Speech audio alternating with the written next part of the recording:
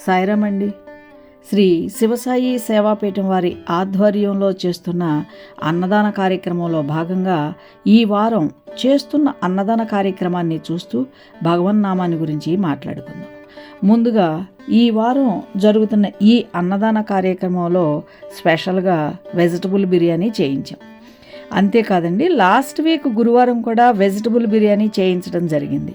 Last week అయితే మీకు స్పెషల్గా బెల్లంతో వండిన గుమ్మడికాయ కూర కూడా పెట్టడం జరిగింది. ఈ వారం కాస్త వాతావరణం కూడా చల్లగా ఉండేటప్పటికి వేడివేడిగా పెట్టిన వెజిటబుల్ బిర్యానీని తృప్తిగా 1కి 2 సార్లు పెట్టించుకుని తిన్నారు. ఇంకా భగవన్నామాన్ని గురించి మాట్లాడుకుందాం. ఈ భగవన్నామాన్ని జపించటం వల్ల సమస్యలన్నీ తొలగి వాస్తవిక జ్ఞానం ఏర్పడుతుంది. కామక్రోధాలు వంటివి దూరం కావాలంటే భగవన్నామాన్ని ఎప్పటికీ విడవకూడదు. ఆ నామాన్ని వింటూ సంకీర్తన చేస్తూ ఉంటే మన మనస్సు ప్రశాంతంగా ఉంటుంది. ఈ భగవన్నామాన్ని పలికేటప్పుడు మనసు ముందుగా కొంత మొరాయిస్తుంది, కానీ పట్టుదలగా మెల్లగా ప్రతిరోజు చేస్తుంటే ఆ నామాన్ని పలకటం అలవాటయ్యి ఇంక వదలబుద్ధి కాదు. కొంతకాలానికి అది ఎంతవరకు వెళుతుందంటే, మొదట భగవంతుని నామాలు విన్న నీకు ఆ భగవంతుని గురించి కలిగే వాస్తవిక జ్ఞానం వరకు తీసుకెళ్తుంది. మొదట నీలో ప్రేమ తాత్కాలికమైనదిగా ఉన్నా అది ఇప్పుడు శాశ్వతంగా నిలిచేంత వరకు తీసుకువెళ్తుంది. భగవంతుని గురించి కలగాల్సిన ఆధ్యాత్మిక జ్ఞానం కలిగేలా చేస్తుంది. అయితే దానికి ముందర ఎన్నింటి మీదో మమకారాలు పెంచుకొని అసలు దేవుడెందుకు, ఇవన్నీ చాలు అనుకుంటూ ఉన్న నీకు ఇప్పుడు వాటి యందు ఉన్న మానసిక పట్టు ఏదైతే ఉందో అది క్రమక్రమంగా తగ్గటం ప్రారంభిస్తుంది. ఆ భగవంతుని మీద కలిగిన తాత్కాలిక జ్ఞానమే శాశ్వతంగా నిలుస్తుంది. అప్పుడేమవుతుంది? నీలో ఉన్న ప్రాచీన కర్మలు పక్కకు జరిగి ఉంటాయి. దీపం ఉన్నప్పుడు చీకటి అనేది ఉంటుందా? ఉండదు.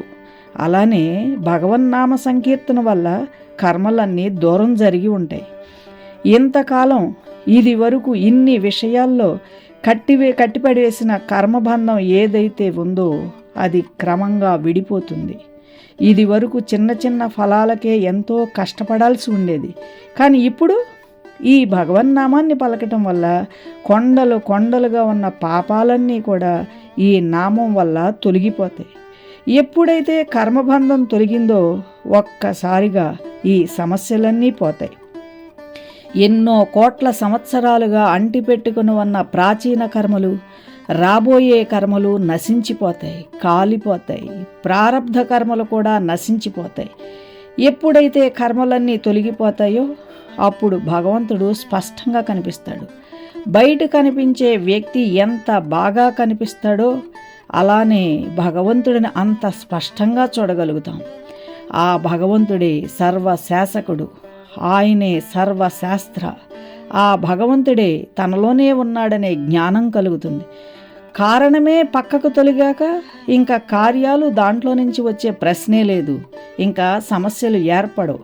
పూర్తిగా వేరు తొలగించాక కొమ్మలు వచ్చే ప్రశ్న ఏం ఉండదు. ఎంతో కాలంగా తెచ్చిపెట్టుకున్న కర్మబంధం తొలగింది కనుక లోన ఉన్న పరమాత్మను స్పష్టంగా చూడగలుగుతావు. అందుకే అందరం భగవన్నామాన్ని పలుకుదాం, మన కర్మలన్నింటినీ పోగొట్టుకుందాం. ఓం శ్రీ సాయినాథాయ నమః. ఓం నమో నారాయణాయ నమః. ఓం నమో భగవతే వాసుదేవాయ నమః. జై సాయిరామ్.